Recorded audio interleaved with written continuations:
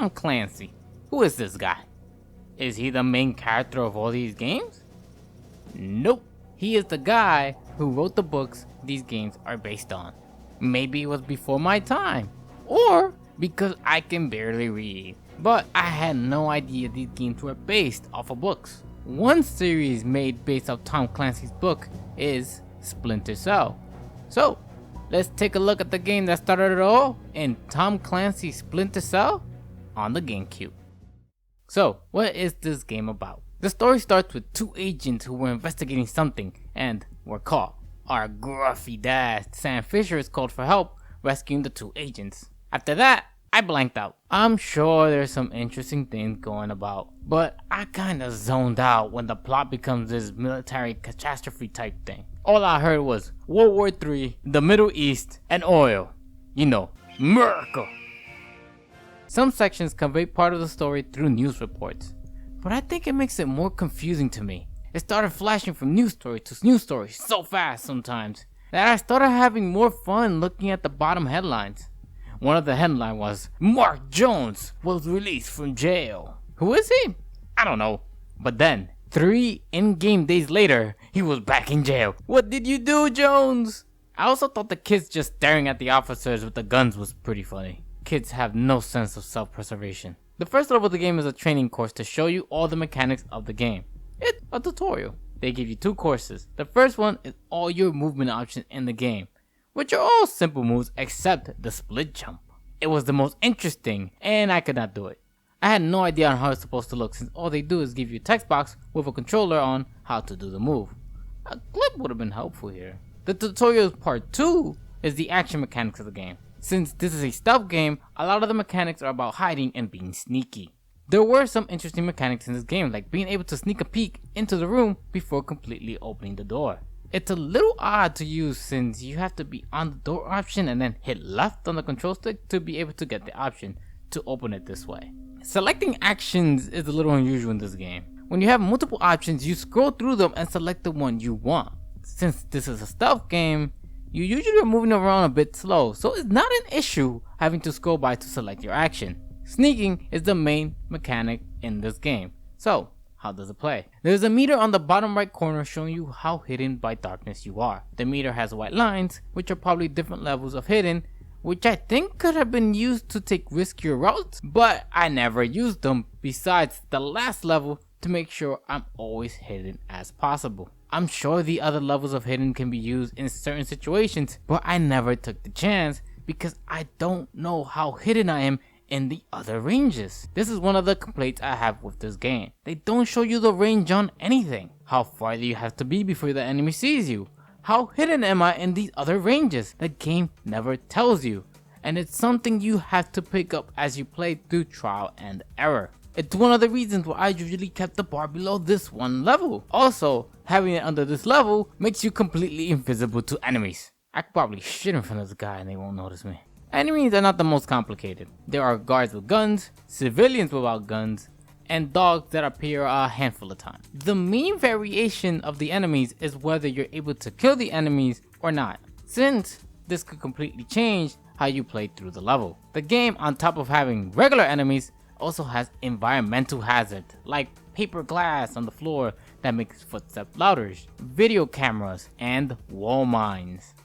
They do add to the sneaking and provide a challenge, but again, the game does not give you much information about them. For the cameras, I don't know the range or exactly where it's looking at.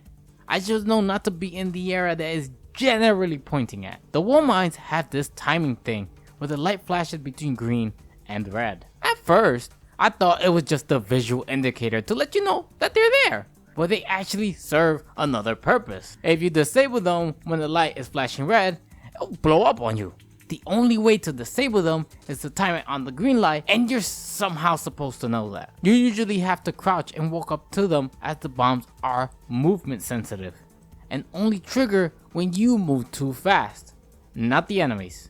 The crouching also helps with sneaking in general. Actually, there's no downsides to playing the whole game crouch besides moving a bit slow, unless you count his back. Just looking at that just make my back hurt.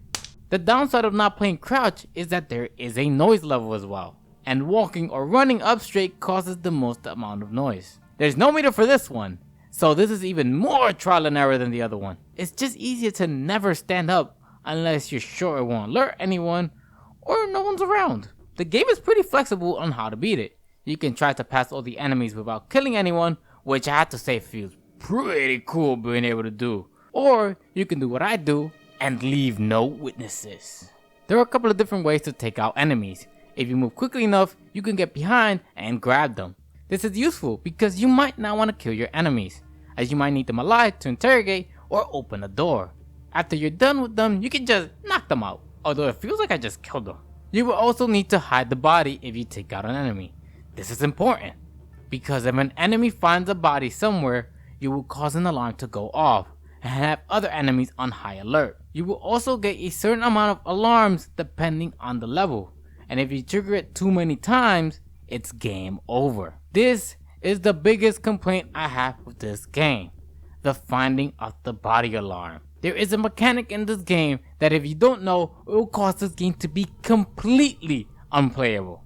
This could be a limitation of the hardware, but the game does not need an enemy to find a body to sound the alarm. The game seems to sweep the whole level when you reach certain points and check to see if any bodies are visible. If this invisible sweep finds a body not hidden, it will raise the alarms.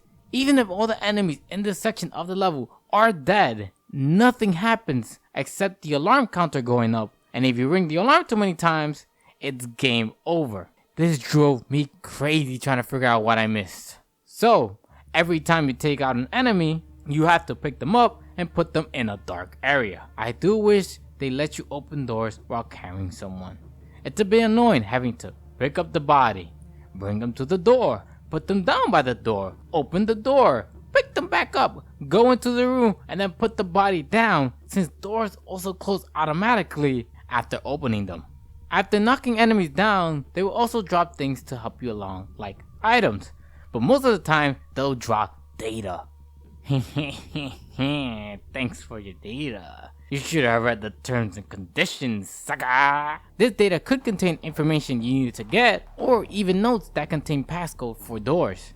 There is a section in the pause menu where you can view other information you have, which is neat. In other sections of the games, you have to get on the computer to get the information. Time to steal the delicious cookies. If you don't need the enemies alive, you also have a trusted pistol with a silencer. The thing to keep in mind will be ammo and your aim. Bullets do not kill in one shot unless you hit the head, and hitting the body will have enemies on alert. Shooting in this game is difficult because as you move your reticle, it will enlarge, making your aim less precise. Not to mention how stiff the aiming feels. I feel like they made it difficult to discourage you from always killing the enemies, since just killing everyone became the easiest thing to do, which is what I did whenever I was given the chance. Later on, you will get the SC-20K, which is a rifle with a silencer and a scope. The scope has this terrible sway like you're on a boat that makes it hard to use, but you can fight it with the control stick. The worst part about the scope is the way you initiate it. In the Gamecube controller, you have to flick down on the C stick quickly, but this sometimes does not work or will mess you up because you aim with the C stick. You can turn the gun into a full auto, but you will run out of bullets fast this way. This gun does have attachments that will help you along. Most of them are being able to take out enemies without killing them. Some are more useful than others. The electric charge will knock them out. The diversion camera will allow you to call enemies toward it and release a gas that will knock them out. And there's another single-use camera which is just for looking around, and a couple of other attachments. You get to choose when you want to use them, but you have a limited amount of use for them, and the game decides which one you get to use on which level.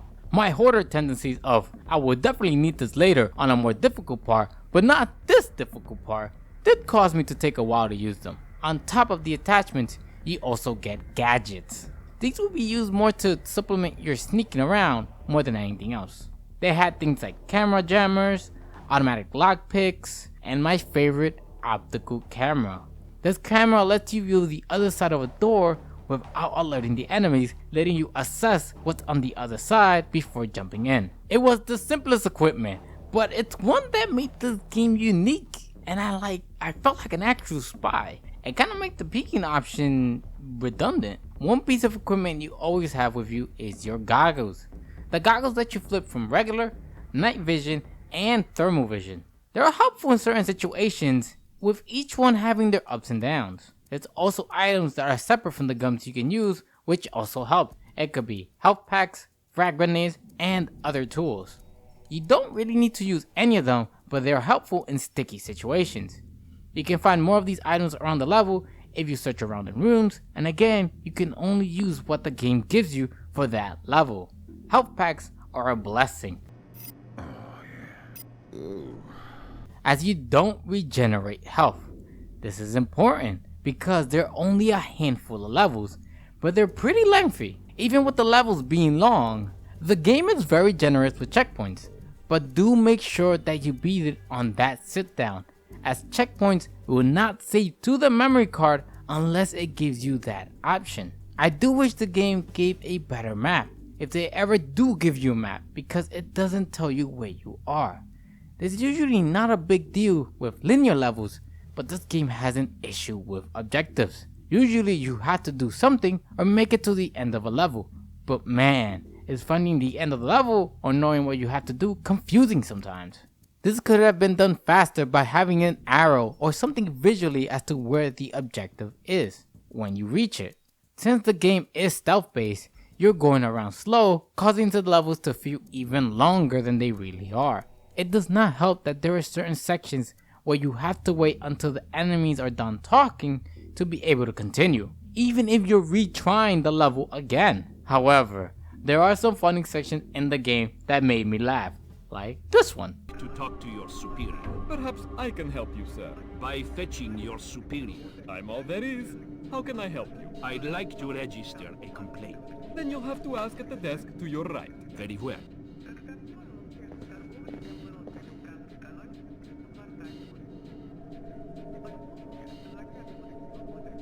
May I help you? You're the same cop. Yes, but this is the public relations desk. Fine. I would like to register a complaint. Of course, sir. If you could just have a seat until somebody's ready to help you. You've got to be kidding me. I could easily have you arrested, sir. There's also environmental humor, like a UFO room and the CI headquarters. That one kinda got to me, you know? I think the game should have more of these small humor sections, but I only found a handful of things like this.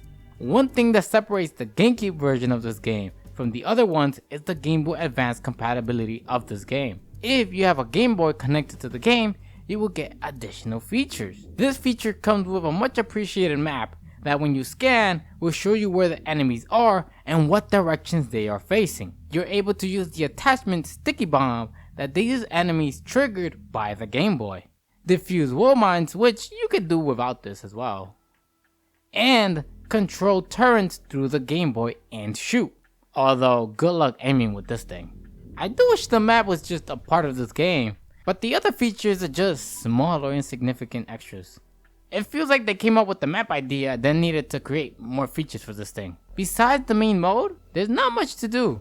There are some small clips where you get a small interview with the voice of Sam Fisher, and an interview with Sam Fisher himself, as though he actually came to the studio and helped create the game. That was cool to see. In the end, I like this game. It was fun to play. If you're not into stealth games, I would not recommend this game, but it's definitely worth a play. This felt like a great first game for the series. I don't really care about the game's story, but the little things they did add, like the environmental and dialogue humor, did have me wanting to see what silly little joke they would try to put in the game. The stealth gameplay could be more precise, letting you know more like the enemy side of lines, or even a mini-map to help you strategize a room. But after a couple of times you kind of get the gist of all that, but that frustration you get when you do get caught is annoying. The major drawback of this game is how the found body alarm system works, and the game is almost unplayable without knowing how it works. I think the game will be better if they explain how certain mechanics work, since the trial and errors are discouraging with the speed and length of the game's level. Welcome to the end of the video. I hope you enjoyed today's video. Let me know what you think in the comments down below. And are there any games you want me to take a look at? But As always, my lovely patients, I thank you so much for watching, and tune in next time. Bye.